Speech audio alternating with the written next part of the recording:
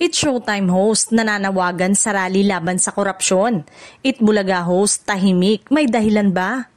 Trending ngayon ang panawagan ng ilang It Showtime host na makiisa sa nalalapit na rally laban sa korupsyon, na agad na pinuri ng netizen ang kanilang tapang at pagiging boses ng bayan.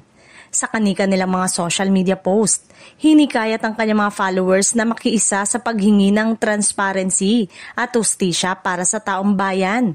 Marami ang pumuri sa tapang sa pangunguna ni Vice Ganda, Ann Curtis at Ogie Alcacid sa pagiging vocal sa mga isyu ng bayan.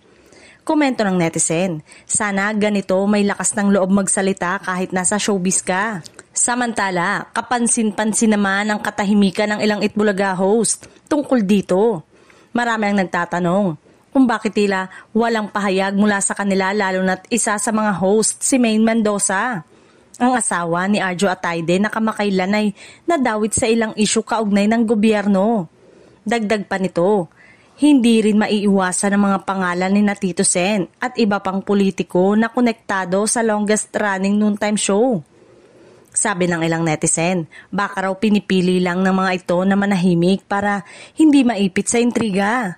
Habang ang iba naman ay naniniwalang dapat magsalita rin sila, lalo na't malaking impluwensya ang hawak nila sa masa. Mainit ngayon ang debate online kung obligasyon ba ng mga TV host na makialam at magsalita sa ganitong mga issue, o kung mas tama bang manatiling neutral upang maiwasan ang banggaan ng opinyon at interes.